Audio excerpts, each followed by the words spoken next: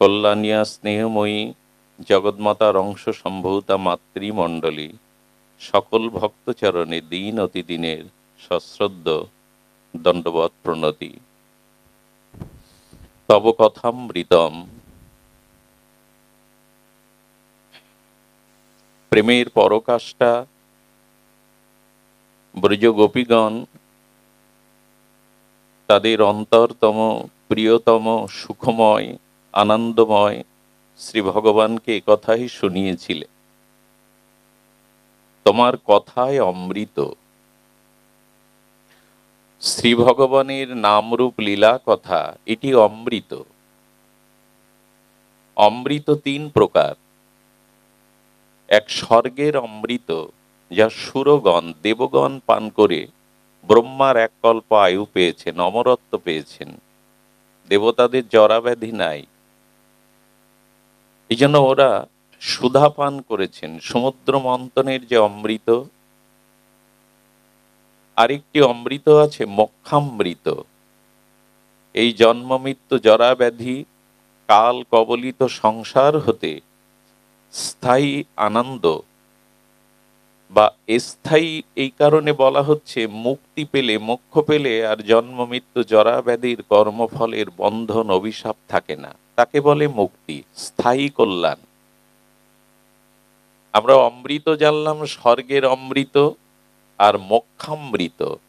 যারা মোক্ষ প্রাপ্তি হয় তারাও অমৃতের ন্যায় তাদের অনন্ত আর পরমানন্দ জীবন লাভ করেন।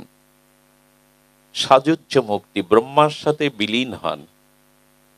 তো ভাগবতে বলেছে স্বর্গের দেবতাদের যে অমৃত এবং মোক্ষের যে মোক্ষামৃত, তার থেকে কোটি কোটি অনন্ত গুণ শ্রেষ্ঠমৃত হলো ভগবানের কথামৃত। তার কারণ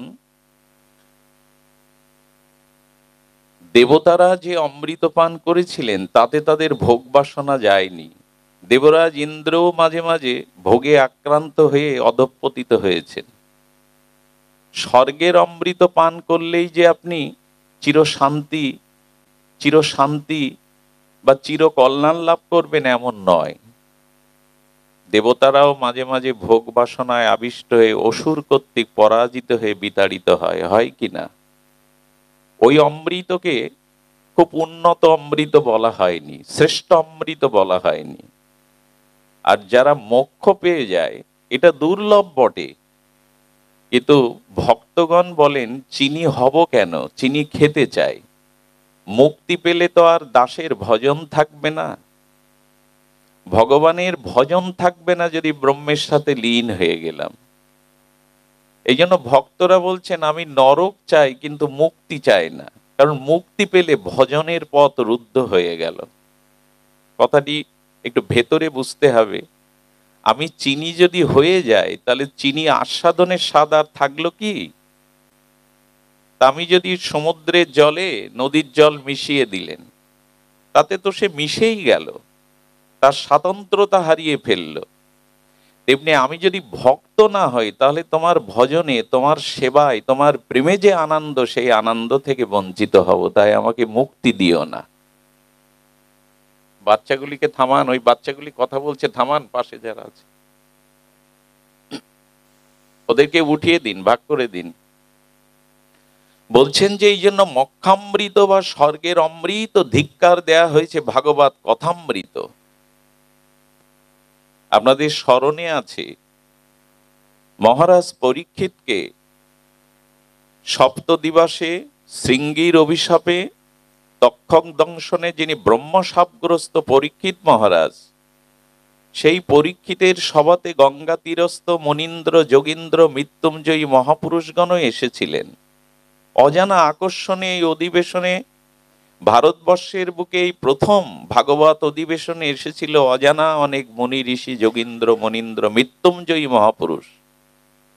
ওখানে পরমহংস কুলতিলক ব্যাসতনায় ছিল শুকদেব গোস্বামী যখন এলেন, ভাগবতের প্রারম্ভে দেবতাগণ পুষ্পবৃষ্টি বর্ষণ করছেন এবং তারা সকাতরে সবিনয়ে করজোরে সুখদেব গোস্বামী বলছেন, আমরা দেবগণ এসেছি, আমাদের ভাগবত শ্রবণের কৃপা বা অনুমতি দান করুন। আচ্ছা, এইখানে আপনারা ভাগবত শুনতে এসেছেন, কারো অনুমতির প্রয়োজন হয়েছে? টিকিট কাটতে হয়েছে? তো দেবতারা অনুমতি চাইছে কেন? চাইছে এই জন্য, দেবজন্মে ভগবানের ভজন হয় না, এই জন্য মনুষ্য জন্মটা দেব দুর্লভ। দেবতাদের জনিটা হলো ভোগ জনি। যতদিন পূর্ণ আছে বা তাদের আয়ু আছে, তারা মন্দাকিনীর তীরে পারিজাত পুষ্পের গন্ধে, মেনকা উর্বশীর আনন্দে অমৃত পান করে সুখেই থাকবে। কিন্তু ভগবত ভজনের অধিকার দেবর্ষি বা নারদ যে পথ দিয়ে যায়, তার গায়ের বাতাস লাগলে চণ্ডালও হরিভক্ত পরায়ণ হয়।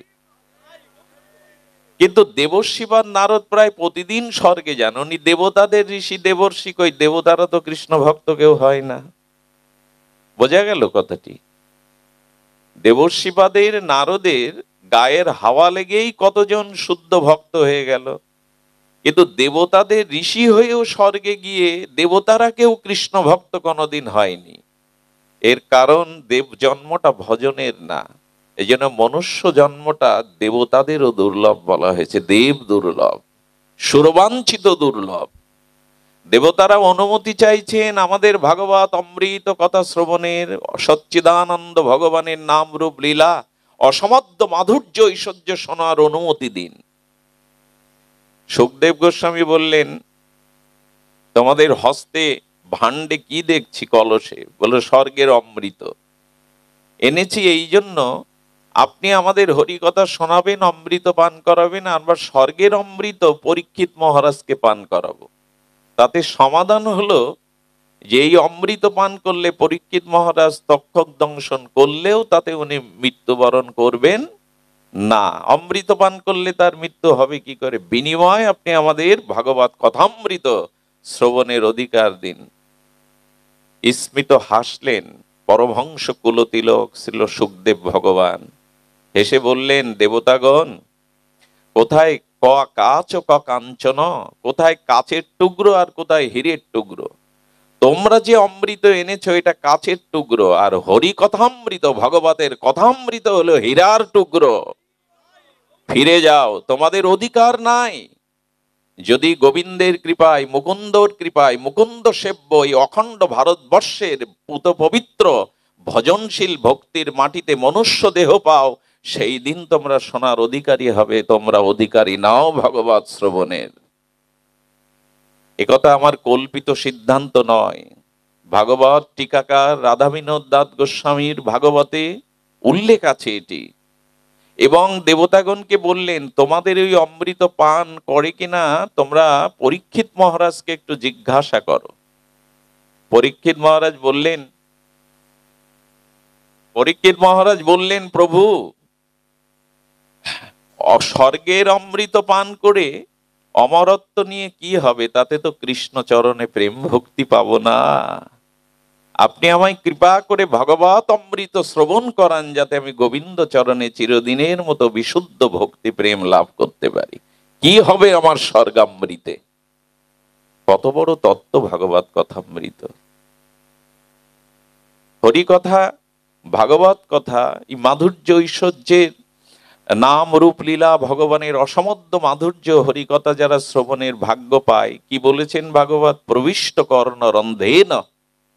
আহা, আপনার কর্ণ দিয়ে সাধু মুখে যদি ভগবানের ভাগবতীয় সুধা কথা প্রবেশ করে, ধুনতি সমলং কৃষ্ণ সলিলস্য যত সরত। ভাগবত বলছেন, বর্ষার পঙ্কিল জল খাল বিলে ঘোলাই থাকে, বর্ষা ঋতুর পরে শরৎ ঋতুর আগমনের সাথে সাথে খাল বিলের জলগুলো নির্মল হয়ে যায়, শুদ্ধ হয়ে যায়, যায় কিনা?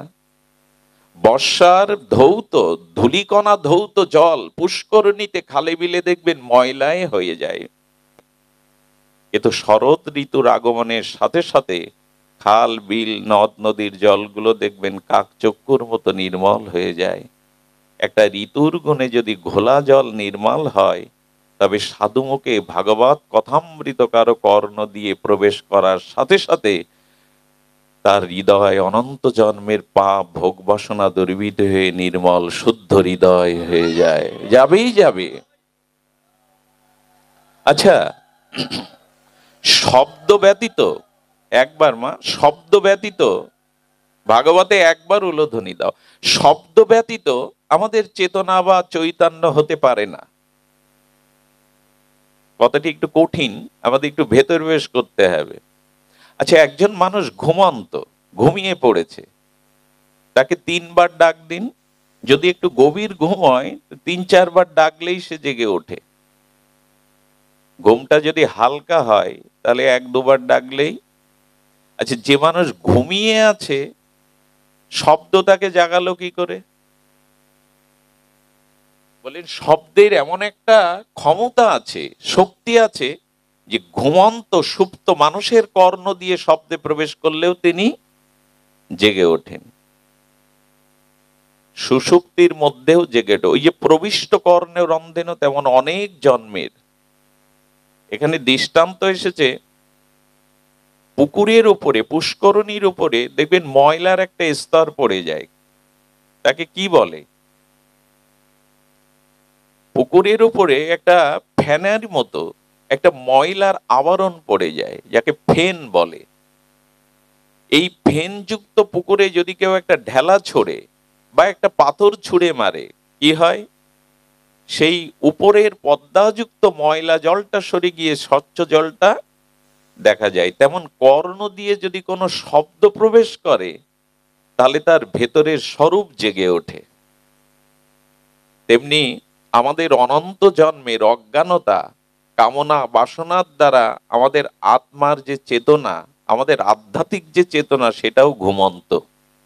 আপনারা মার্কণ্ডেয় পুরাণে চণ্ডীতে একটা স্তোত্র শুনবেন, ইয়া দেবী সর্বভূতে নিদ্রা রূপেণ সংস্থিতা। অর্থাৎ আমাদের ভিতরে যে সুপ্ত আত্মজ্ঞান, আমাদের ভিতরে যে আধ্যাত্ম চেতনা, যে আত্মার চেতনা, এটা অনেক কাল ধরে ভজন না করতে করতে নিদ্রিত হয়ে গেছে, ঘুমিয়ে পড়েছে। এখন ভগবানের কথাগুলো কান দিয়ে প্রবেশ করলেই তার আধ্যাত্ম চেতনা, ভগবত চেতনা জেগে উঠবেই উঠবে। যদি ঘুমন্ত মানুষকে দুটি শব্দের দ্বারা জাগানো যায়, আমাদের ভিতরে যে সুপ্ত লুপ্ত যে ভগবত চেতনা, সেটাও ভগবত কথামৃত কর্ণে প্রবেশ করলেই জেগে উঠবেই। এই জন্য ভাগবত বলছেন, এবং গীতাতেও ভগবান বলেছেন, বোধয়ন্ত পরস্পরম কথায়ন্তশ্চ মাং নিত্যং তুষ্যন্তি চ রমন্তি চ। আমার কথা শ্রবণ করো। এই শ্রবণের বা শব্দের অমোঘ ক্ষমতা আছে। শব্দের ক্ষমতা সম্পর্কে আমরা জানি যে এই শব্দ ঘুমন্ত মানুষকেও যেমন জাগিয়ে দেয়, তেমনি আমাদের আধ্যাত্ম চেতনাটাকেও জাগিয়ে দিয়ে দেয়। এই হরি কথা প্রবেশ করলে অবশ্যই তার ভেতরের চেতনা জাগ্রত হবেই। একটি জিনিস লক্ষ্য করবেন, দৃশ্যমান বস্তু চোখে অবলোকন হলেও শব্দ ছাড়া জ্ঞান হয় না। কথাটি খুব মার্মিক কথা। একজন সাধারণ ব্যক্তি রাস্তায় যেতে যেতে কুড়ানো হীরা পেলেন। এটি যে হীরা, এই বোধ কি তার আছে? এই সাধারণ গ্রামের অজ্ঞ ব্যক্তিটি আছে কি মা? সে ভাবলো একটা চকচকে কিছু টুকরো পেয়েছি, পাথর টুকরো। আচ্ছা, সে দেখলো, হাতে করে নিল, তবু তার হীরা জ্ঞান হবে কি? কিন্তু কোন জহুরির কাছে যাওয়ার পরে সে যদি বলে দেয়, তোমার হাতে যেটা আছে এটা কোহিনার হীরা, কোহিনুর হীরা, এই শব্দটা শোনার সাথে সাথে তার জ্ঞান হবে না এটা হীরা না অন্য কিছু। তার মানে যে দৃশ্য দেখা যায়, যে বস্তু দর্শন হয়, শ্রবণ না করলে সেই বস্তুর তত্ত্ব, যদি দৃশ্যমান বস্তু শ্রবণ না করলে তত্ত্ব হয়, তবে সেই পরমাত্মা নিরাকার তত্ত্ব শ্রবণের দ্বারা ছাড়া তাকে উপলব্ধি করা যাবে। এই জন্য নববিধা ভক্তির প্রথমে বলা হয়েছে শ্রবণাং, হরি কথা শ্রবণ করো। যত সাধনা আছে, সাধনার আদৌ সাধনা হলো হরি কথা শ্রবণ করা। কি বললাম মা? নববিধা সাধন মার্গ যত আছে শাস্ত্রে ভাগবতে, সর্বশ্রেষ্ঠ সাধনার অঙ্গ হলো সাধু মুখে হরিকথা শ্রবণ। শ্রবণাঙ্গ ভক্তির ন্যায় অন্য কোনো সাধনাঙ্গ এত বলিষ্ঠ নয়। আমরা পূর্বে জানিয়েছি, সোনাটা মলমূত্রের ভিতরে, গ্রামে আছে এখনো কাঁচা ল্যাট্রিন বাথরুম, তো কোনো ব্যক্তির হাত থেকে 1 ভরি ওজনের কোনো সোনা এটা যদি মলমূত্রের মধ্যে পড়ে যায়, সেটা উদ্ধার করা তার ঠিক ঠিক উপায় যদি না পায়, 50 বছর ধরে ওই মলমূত্রের আবর্জনার মধ্যে সোনার দলাটি থাকলো, 50 বছর পরে ওই বাথরুম ব্যবহার অনুপযোগী হওয়ায় মলমূত্র সূর্যের আলো শুকিয়ে গেল, কোনো কাঠকুড়ানি ভিখারিনী যদি ওই আংটিটা পায়, ওইটা ধুয়ে মুছে আপনি স্বর্ণকারের কাছে গেলেন, আর একজন আলমারি থেকে বের করে সমপরিমাণ ওজনের সোনা নিয়ে গেলেন, দুটোর দাম কি আলাদা হবে? হবে কি বাবা? কেন হবে না? কারণ সোনা 50 বছরেও মলমূত্রের ভিতরে পড়ে থাকলেও তার সনত্ব, তার যে সোনা, সেই যে ধাতু, তার যে মূল্যবানত্ব মূল্য, সেটা কখনো নষ্ট। তেমনি একদিনও যদি কেউ ভাগবত কথা শ্রবণের ভাগ্য পায় সাধু মুখে, আর যদি সে জীবনে ভগবানের ভজন সাধনের অবকাশ নাও পায়, তবু ওই একদিনের হরিকথা কোনো না কোনো জন্ম তাকে গোবিন্দের চরণে আকুতি এনে দেবেই দেবে, মূল্য দিয়ে দেবে। এই জন্য বললেন শ্রবণাঙ্গ ভক্তি, এইটি আমাদের সমস্ত সাধনের এটা আর্দ্য হরিকথা। আচ্ছা, অনেকেই বলে থাকেন বা শাস্ত্রেও আছে, কলিযুগে যুগধর্ম জীবধর্ম হলো হরিনাম সংকীর্তন। হরিনাম করলে অন্য কোনো সাধনের আর অপেক্ষা, সাধ্য সাধন তত্ত্ব যা কিছু সম্বল হরিনাম সংকীর্তনে মিশালো সকল। নাম চিন্তামণি কৃষ্ণ চৈতন্য রস বিগ্রহ, পূর্ণ শুদ্ধ নিত্য মুক্ত অভিন্ন আত্মানমিন, নাম বিনা কলিযুগে নাহি আর ধর্ম। তাহলে নামই যদি সর্বস্ব হয়, তবে আমরা কেন বলছি যে সর্বশ্রেষ্ঠ সাধন হলো হরিকথা শ্রবণ? নাম করলেই তো সব পাওয়া যাবে, প্রেম ভক্তি ভগবান, এটাই তো যুগ ধর্ম জীব ধর্ম। নাস্তেব্য নাস্তেব্য নাস্তেব্য গতির অন্যতা, এটা তো বলাই আছে, মহাপ্রভু স্বীকার করেছেন, হরিনাম বিনা জীবের গতি নাই, গতি নাই, গতি নাই, বলা আছে তো। তাহলে শ্রবণাঙ্গ ভক্তি শ্রেষ্ঠ বাধ্য হলো কি করে? হলো এই জন্য বলেছেন, এক কৃষ্ণ নামে সমস্ত পাপ ক্ষয় হবে, আর কৃষ্ণ নাম লইতে প্রেম উপজায় হবে। কিন্তু পরস্পর বিরোধী আর একটা কথা ওখানে আছে, কোটি জন্ম করো যদি নাম সংকীর্তন, তবু না মিলিবে ব্রজেন্দ্র। বলছেন একবার কৃষ্ণ বললে পাপ দূরীভূত হবে, দ্বিতীয়বার কৃষ্ণ বললে বৈকুণ্ঠ থেকে রথ আসবে, তুমি প্রেম পাবে। আর এখানে বলা হচ্ছে কোটি জন্ম করো যদি নাম সংকীর্তন, তবু না মিলিবে কৃষ্ণ প্রেম। দুটো পরস্পর বিরোধী কথা হয়ে গেল না? দুবার বললেই যদি প্রেম হয়, আর কোটি জন্ম বললেও হবে না কেন? হবে না এই জন্য নাম যিনি আশ্রয় করবেন, নাম যিনি জপ করবেন, তাকে জানতে হবে নাম অপরাধ কি কি, নাম তত্ত্ব কি, নাম মহিমা কি, কিভাবে নাম নিলে অপরাধ মুক্ত হয়ে ভগবানের প্রেম। যদি নামে অপরাধ থাকে, বৈষ্ণব অপরাধ, নাম অপরাধ, তাহলে কোটি জন্ম নাম করলেও আপনি প্রেম, বোঝা গেল কথাটি? যদি নাম অপরাধ থাকে, নামের চরণে অপরাধ থাকে, বৈষ্ণব অপরাধ থাকে, যদি যদি সেবা অপরাধ থাকে, 32 প্রকার সেবা অপরাধ, 10 প্রকার নাম অপরাধ, 6 প্রকার বৈষ্ণব অপরাধ, যদি এগুলি থাকে, তাহলে কোটি জন্ম আপনি নাম সংকীর্তন করলেও প্রেম পাবেন না। এই জন্য হরিকথা আদি, এই জন্য হরিকথার দ্বারা জানা যাবে, আলোচনার দ্বারা জানা যাবে নাম তত্ত্ব কি, নাম কিভাবে নিরপরাধে নিলে প্রেম ভক্তি। এটা যদি আপনি না জানেন, তাহলে নামের চরণে আপনার অপরাধের সম্ভাবনা আছে। এই জন্য হরিকথা মুখ্য, আদ্য, এটাই ভজন শ্রেষ্ঠ। আচ্ছা, অর্জুনের মোহ, এই মোহ থেকেই তো বিষাদ এলো, অর্জুনের দুঃখ এলো, তার গা কাঁপছে, চর্ম জ্বালা করছে, চোখে অশ্রু, কর্তব্য বিমূঢ় হয়ে ধনুর্বাণ ত্যাগ করে বসে পড়লেন। অর্জুনের মোহ দূর হলো কি করে? যাগযজ্ঞ করে, নাচ গান করে। কি জন্য দূর হলো? ভগবানের বীর্যবতী, তার অনির্বচনীয় চিন্ময় দিব্য বাণী শুনেই তো অর্জুনের মোহ। এইখানে তো কথাই হলো, ভগবানের কথাই হলো। আচ্ছা, ভাগবতে সুখদেব গোস্বামীর হরিকথামৃতে পরীক্ষিত মহারাজ তিনি কি হলেন? গোবিন্দের দুর্লভ চরণ পেয়ে গেলেন, ব্রহ্মরন্ধ্র ফেটে তার আত্মা আর ভগবানের দিব্যধামে গেল। ওখানে কি হয়েছিল? ওইখানে তো হরি কথাই হলো না, অন্য কিছু হলো। দান ধ্যান যাগযজ্ঞ অন্য কিছু হয়েছিল? একথাই প্রমাণ করে মহারাজ পরীক্ষিতের অভিশাপ মুক্ত হয়ে তিনি যে গোবিন্দের দুর্লভ চরণ পেলেন, অর্জুনের যে বিষাদ দূর হয়ে তিনি কর্তব্য ফিরে পেলেন, জীবনে বিশ্বজয় করলেন, কুরুক্ষেত্রের রণাঙ্গনে সমারঙ্গনে বিশ্বজয়ী অর্জুন হলেন, এর একটাই কারণ, সেটা হলো ভগবানের কথা আর হরি কথা শ্রবণের মাধ্যমে।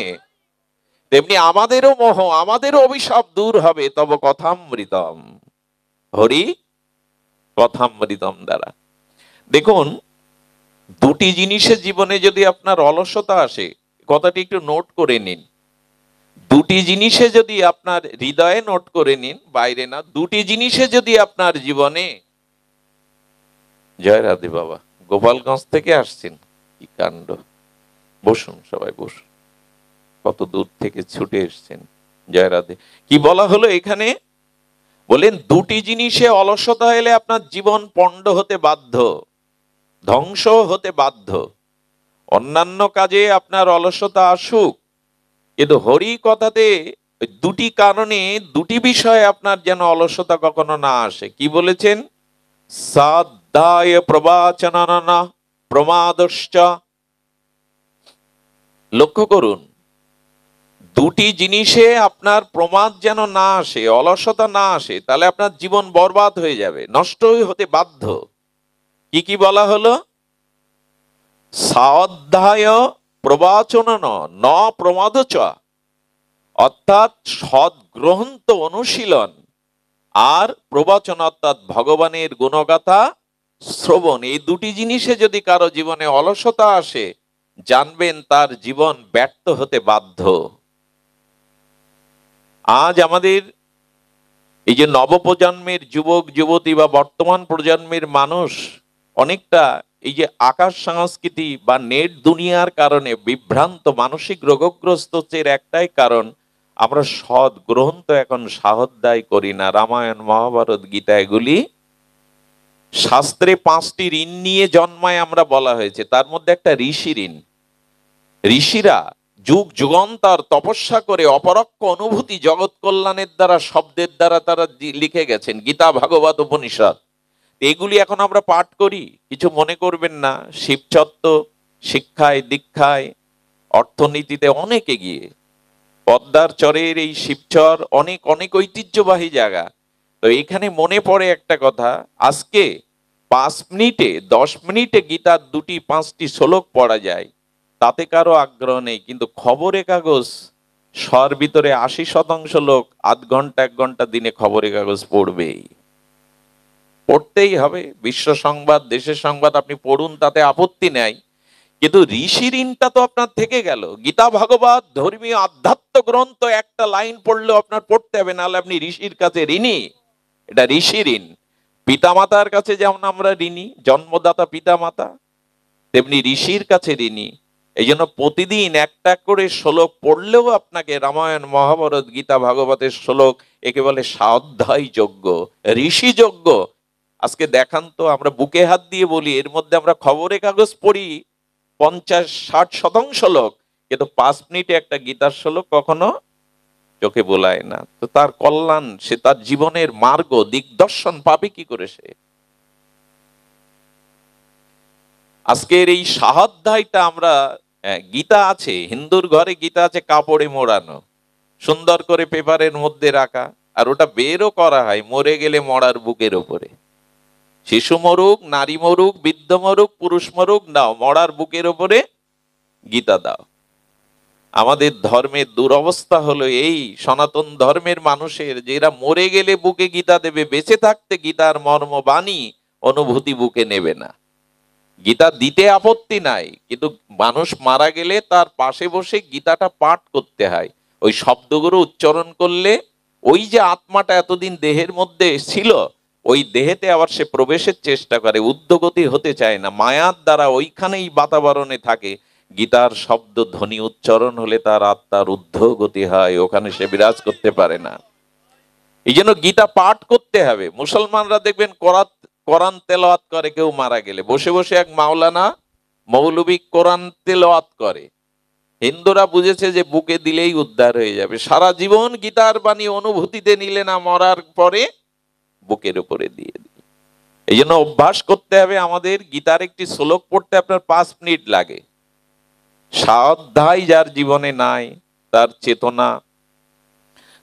চেতনা তার আধ্যাত্ম উপলব্ধি আসবে না, এটা ঋষি ঋণ। আরেকটি বলছেন প্রবচন, যেখানেই হরিকথা হবে অবশ্য সাধুমুখে হতে হবে। অনুভব বেদ্য ভজনানন্দী শুদ্ধ সাধুমুখে যেখানে হরিকথা হবে, এই কথাটাকে আপনি বলবেন না যে আমার সময় নাই। এই জীবনে তপস্যা করে সাধনা করে আপনি খুব পথ এগোতে পারবেন না। একমাত্র সাধু সঙ্গ হরিকথায় আপনাকে মুহূর্তেই ভক্তি প্রেম জ্ঞান দিয়ে দিতে পারে। এই জন্য হরিকথার সময় আপনি বলবেন না যে আমার সময় নাই। আচ্ছা, কিছু কষ্ট পাবেন না, দৃষ্টান্তে তো বলতে হয়। আমার ভাই ঢাকাতে অ্যাক্সিডেন্ট করেছে, কি আমার পুত্র, এই কথাটা শুনলাম, তখন কি আমি কাজের দোহাই দেব যে আমার কাজ আমি যেতে পারবো না? কেউ দেয় নাকি? শত কাজ থাকলে এই দোহাই দেবে? তার মানে আমাদের প্রমাদের দ্বারা বলি হরিকথা হচ্ছে বটে, বাড়ির পাশের মানুষ আমি, কিন্তু আমার সময়, এগুলো প্রমাদ। এগুলো যথার্থ ইচ্ছার কমতি আছে, তার অনুগ্রহ উৎকণ্ঠা ব্যাকুলতা নেই।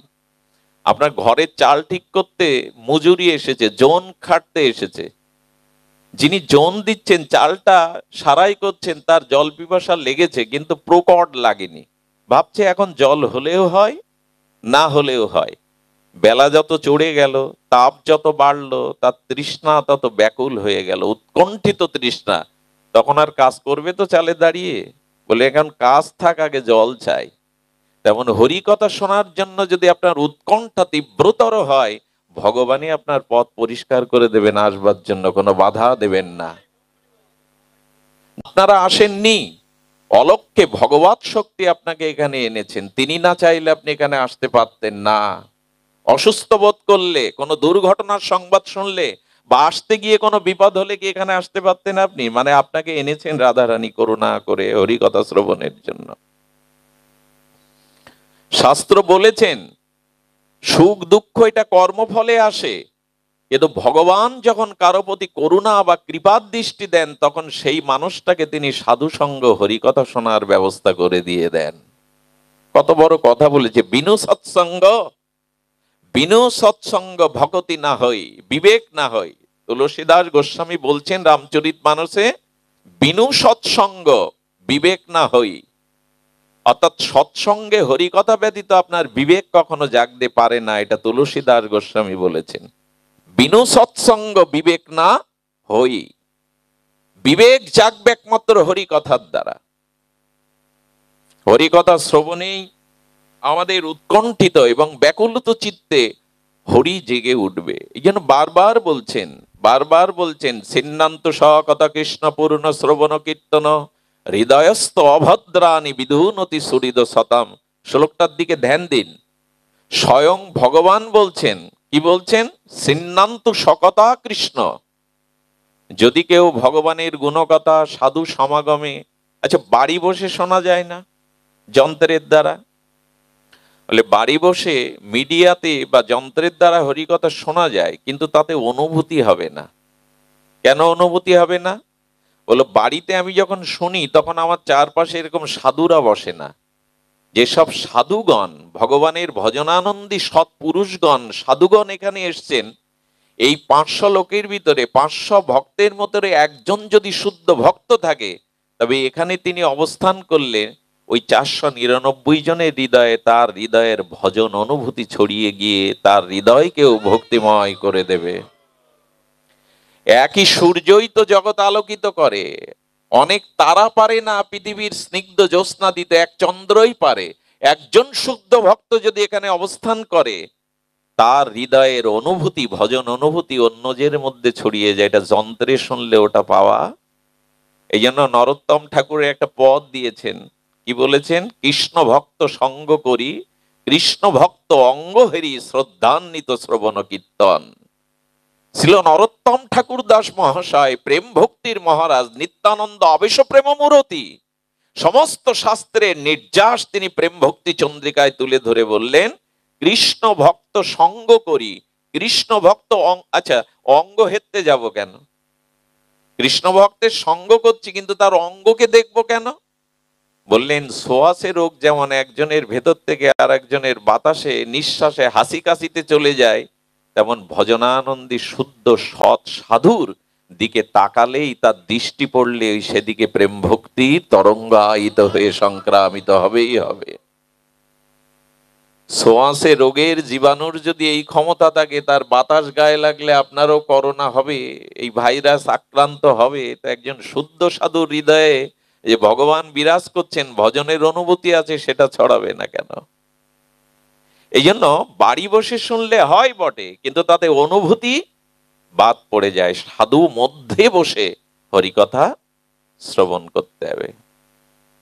এই জন্য বলেছেন শতং প্রসঙ্গ নাম, সাধু সঙ্গ ছাড়া ভগবানের প্রসঙ্গ শুনে অনুভূতি খুব বেশি পাওয়া যাবে না। এই জন্য জীবনের দুটি প্রমাদ, অলসতা ত্যাগ করুন, যেখানে হরিকথা এখানে ছুটে যাবেন। এই যে একটু আগে গোপালগঞ্জ থেকে মায়েদের নিয়ে বাবারা চলে এসছেন, তাদের আমরা জানাইনি ভয়ে ভয়ে যে তারা আসবে বলে, জানতে পেরে চলে এসছেন। যশোর থেকে আমার অরুণ দাদাজি এসছেন, আপনারাও কত দূর দূরান্ত থেকে এই শীতের রাতে চলে এসছেন।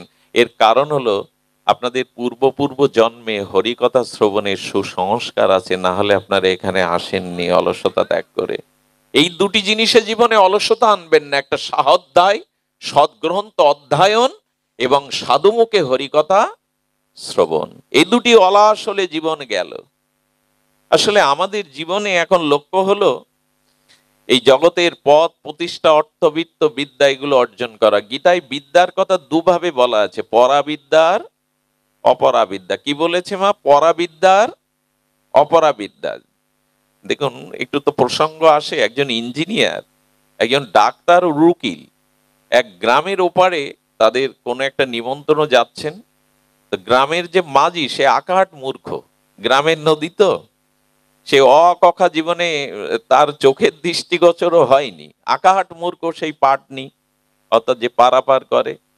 তার নৌকায় তিনজন উঠে একটু দূরে গিয়ে উকিল জিজ্ঞাসা করছে, কি গো, আচ্ছা কোন লোক মার্ডার হলে আইনের ধারা 302 না 307 বলতে পারো?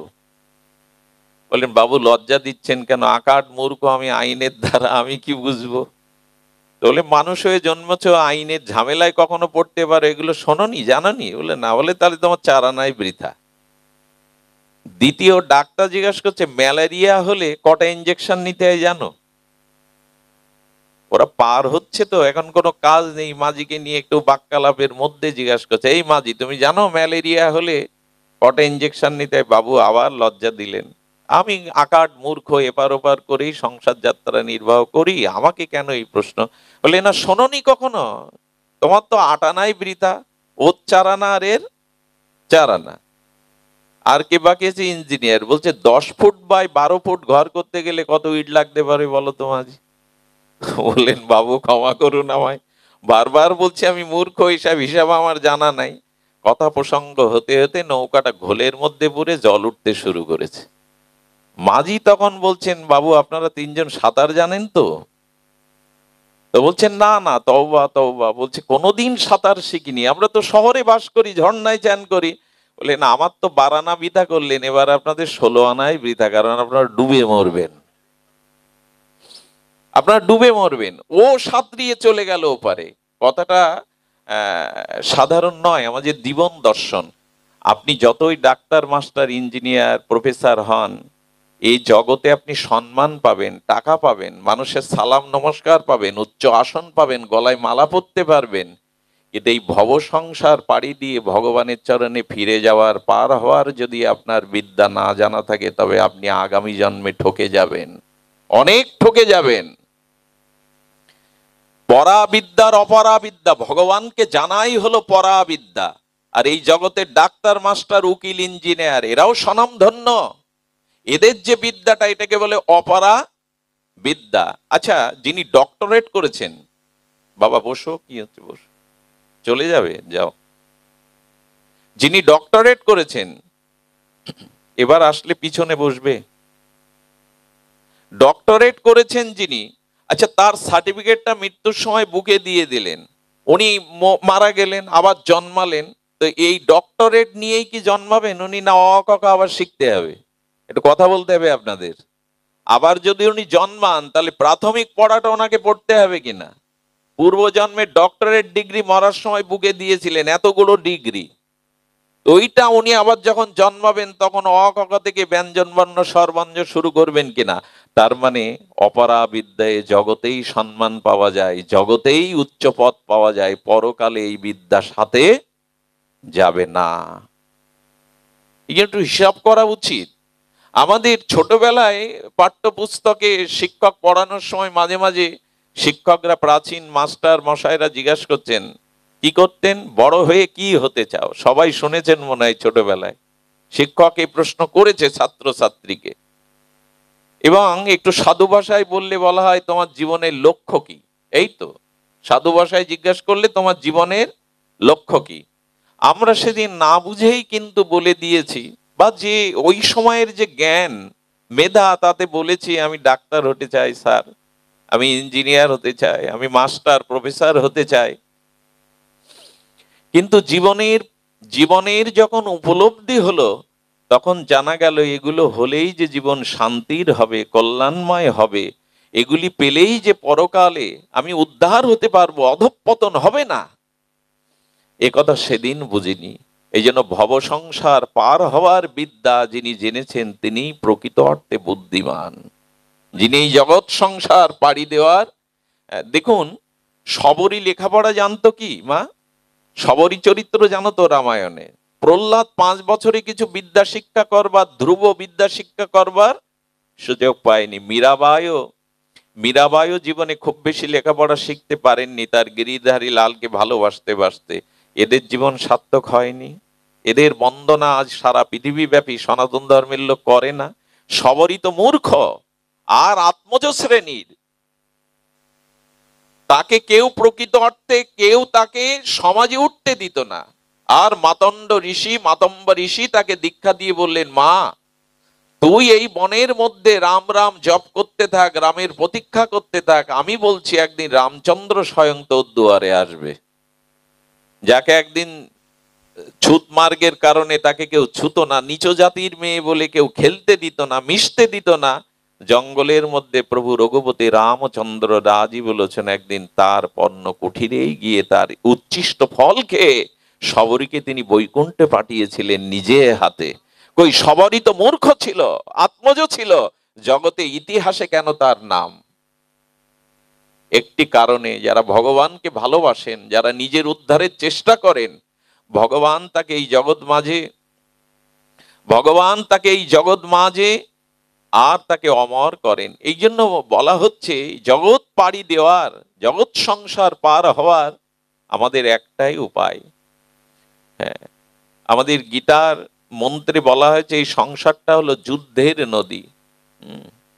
বিশ্বদ্রণত্বটা জয়দ্রৌত জ্বালা গন্ধার নীলোৎপলা সাল্ল গ্রাহাবতী কৃপেণ বহনীন বেলাকোলা অশ্বথাম বিকর্ণ ঘোর মখরা দুর্যোধনাবর্তিনী সতীর্ণ খলনদী পাণ্ডবের রণনদী কৈবর্তকে কেশ হবে। যদি গোবিন্দরূপ মাঝির চরণ আশ্রয় না নাও তাহলে এই রণরূপ নদী, এই মৃত্যুময় সংসার তুমি পার হতে পারবে না। এই কথা গীতাই বলা আছে, মৃত্যু সংসার সাগরত। ভগবানের চরণাশ্রয় ব্যতীত এই ভব সংসার পার হওয়ার আর কোনো উপায় আমাদের নাই। তো আজকে আমরা শ্রবণাঙ্গ ভক্তি দিয়ে শুরু করেছিলাম। আমাদের উচিত হবে হরি কথাকে যত বেশি শ্রবণ করা যায়, প্রবচনে যেন অলসতা প্রমোদ না আসে, স্বাধ্যায়তে যেন আমাদের না আসে। দুঃখের বিষয়, সারা বাংলাদেশে এখন গীতা পাঠের ক্লাস হচ্ছে, গীতার স্কুল হচ্ছে, কিন্তু দুঃসংবাদ হলো অনেক জায়গায় আমরাও প্রতিষ্ঠা করে দেখেছি, প্রথমে 100 জন আছে, 1 বছর পরে 50 জন কমে যায়, 2 বছর পরে 10 জন থাকে, তারপরে 3 বছরে বন্ধ হয়ে যায়। কবিগুরু বলেছিলেন আমরা আরম্ভ করি কিন্তু তার শেষ তুলতে পারি না। আমরা ঝুড়ি ঝুড়ি নীতি কথা বলি কিন্তু তিল পরিমাণ ত্যাগ করতে পারি না। আমরা শুরু করি বটে, কিন্তু এর শেষটা তুলতে পারি না। এই জন্য আমাদের বাড়িতে বাড়িতে যারা পিতামাতা আছেন, তারা যদি একটু গীতা পাঠ, একটু রামায়ণেরটা খুলে বসেন, এর দ্বারা অনেক অনেক মঙ্গল বয়ে আসে। এই চরিত্রগুলির দ্বারা আমাদের অনেক কল্যাণ নেমে আসে। দেখুন, ভজন চাই যে কোনো, কি বলছেন, কেনা উপায়েন মনকৃষ্ণ নিশবয়ত, যে কোনো উপায়ে ভগবানে মনটা আপনাকে লাগাতেই হবে। তা না গেলে অভিশাপ রূপ জন্ম মৃত্যু চক্র থেকে আমরা নিষ্কৃতি কোনোদিনই পাবো না। এই জন্য বলছেন, ভাগবত শ্রবণে, কীর্তনে, অনুমোদনে, বলছেন যেটা যদি কেউ আদরও করে, অনুমোদনও করে, তবু তার পরম মঙ্গল, তার পরম কল্যাণ। আদৃত, অনুমোদিত, হ্যাঁ, কি বলছেন, শ্রুত, পঠিত, আদৃত বা অনুমোদিত বিশ্বদ্রোপী হো। বলছেন বিশ্বদ্রোহী পাপী হলেও ভাগবত যদি কেউ শ্রবণ করে, পাঠ করে, একটু যদি তাকে সমর্থন করে, আদৃত, আদরও করে, তবু তিনি কৃপা পেয়ে যান। একটা অদ্ভুত কথা এখানে বলা আছে। এটা বসুদেব মহাশয় দেবর্ষী নারদকে বলছিলেন। শ্রুত, পঠিত, অনুমোদিত, আদৃত শব্দগুলো লক্ষ্য করুন। ভাগবত যিনি শ্রবণ করলেন তিনি তো কল্যাণ লাভ করলেন, যিনি পাঠ করলেন তিনি ভরিদা জানা, জগতের পরম মঙ্গল করলেন। কারণ পৃথিবীতে যত দান আছে সর্বশ্রেষ্ঠ হলো ভাগবত জ্ঞান দান। যদি বিশুদ্ধ ভাগবত জ্ঞান কারো দান করা যায়, কাপড় দান করলে তো ছিঁড়ে যাবে, যাবে কিনা? এক সপ্তাহের খাদ্য কাউকে দিলে পরের সপ্তাহে ক্ষুধা লাগবে কিনা? ঘর তৈরি করে দিলে সেটা ঝড়ে ভাঙবে কিনা? অন্নদান তৃতীয় দান। অন্ন থাকলেই জ্ঞান আসবে এমন না, কিন্তু জ্ঞান থাকলে অন্ন পিছু পিছু। এই জন্য অন্নদানের থেকে জ্ঞান বা শিক্ষাদান শ্রেষ্ঠ, আর শিক্ষা জ্ঞান দানের থেকে শ্রেষ্ঠ হলো ভগবত জ্ঞান দান করা। এটা ভুরিদা জানা, তার জীবনই বদলে যাবে, তার আত্ম সাক্ষাৎকার হবে, নিজেকে সে উদ্ধার করতে পারবে। এই জন্য বললেন পঠিত, শ্রুত, পঠিত, অনুমোদিত, আদৃত বাহ। আহা, কি বিশেষণ দিয়েছেন এখানে ভাগবত শ্লোকেটি। বলেন কেউ যদি পাঠ করে, কেউ যদি শ্রবণ করে, বাদ দিন শ্রবণ করলো না, পাঠ করলো না, শ্রবণের ইচ্ছা। আজকে আজকে আমাদের শ্রদ্ধেয় দাদা যে তার মায়ের পারলৌকিক কল্যাণে ভাগবত অনুষ্ঠানের একটা বিজ্ঞাপন দিয়েছেন, কি প্রচার করেছেন। সকালবেলা কোনো ব্যক্তি মনে করলো আজ একটু হরিকথা শ্রবণে সন্ধ্যা বা রাতের প্রথম প্রহর 8টায় উপস্থিত হব ভাগবত আসরে। এইটি মনে করেছিলেন আপনি সকাল 8টায়, যে রাত 8টায় ভাগবত শ্রবণের জন্য আপনি উপনীত হবেন বা ভাগবত শ্রবণে আসবেন। কোনো কার্যান্তরে আপনি আসতে পারলেন না। গোবিন্দ বললেন শ্রদ্ধ হৃদয় অবরুদ্ধতি শুশ্রবি তৎক্ষণাৎ। আরে বাবা, বললেন সকাল 8টায় কেউ মনে করেছে আমি ভাগবত শ্রবণ করতে যাব, কার্যান্তরে তিনি আসতে পারেননি রাত 8টায়। গোবিন্দ বললেন ওই যে শ্রবণ করতে যাওয়ার ইচ্ছাটা জেগেছে, ওই মুহূর্তে আমি তোমার হৃদয়ে আসন দখল করে বসে গেছি। সদ্য হৃদয় অবরুদ্ধতি শুশ্রবি তৎক্ষণাৎ, এটা ভাগবতেরই কথা। সুখদেব বলছেন আমি তার হৃদয়ে বসে যাই। হৃদয়ে বসে এই জন্য যে আজ আমার গুণগাথা আমি হৃদয়ে বসে, ভক্তের হৃদয়ে বসে শ্রবণ করে ধন্য হব। চিন্তা করা যায়। আসতে পারেনি সে, কিন্তু মনে সংকল্প করেছে, এতেই ভগবান হৃদয়ে অবরুদ্ধ হয়ে যান। তাহলে ভাগবত শ্রবণ করলে কি হবে? শ্রবণ করা, এবং বলা হয়েছে যে কীর্তন করা, কীর্তনের থেকে শ্রবণই মহিমা বেশি। যিনি পাঠ করেন তার থেকে শ্রবণাঙ্গ ভক্তির মহিমা বেশি। তো এখানে বলছেন আপনি পাঠ শুনে চলে যাচ্ছেন, হয়তো ভাঙাতে আপনার বাসা, রাস্তায় দেখা হলো পরিচিত মুখ। কোথায় গিয়েছিলেন? বলেন ভাগবত শ্রবণ করতে গিয়েছিলাম। বলেন খুব ভালো করেছেন, আমারও ইচ্ছা থাকলেও আমি যেতে পারিনি। আপনি খুব ভালো কাজ করেছেন, ভাগবত শ্রবণের নাই মহামঙ্গল। আর এতে কি করলেন? ভাগবতকে একটু আদর করলেন কিনা আপনি? অনুমোদন দিলেন, আদর না, একটু অনুমোদন করলেন না, ভাগবত শ্রবণ মঙ্গল। গোবিন্দ বললেন ওভাবে কেউ যদি ভাগবতের অনুমোদনও করে, আমি তার কাছে বিক্রি হয়ে যাই, আমি তার হয়ে যাই, কেউ যদি অনুমোদনও করে দেয়।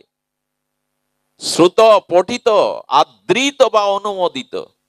আর একজন সামনে দেখা পেলেন, বললেন খুব ভালো করেছেন, খুব ভালো করেছেন, ভাগবত শ্রবণের ন্যায় আর মহাকল্যাণকর কিছু নেই। আপনি ভাগ্যবান, এই জন্য আপনি আজ ভাগবত শ্রবণের এই একটু আদর করে দিল ভাগবতকে, বললেন এতেও তার কল্যাণ।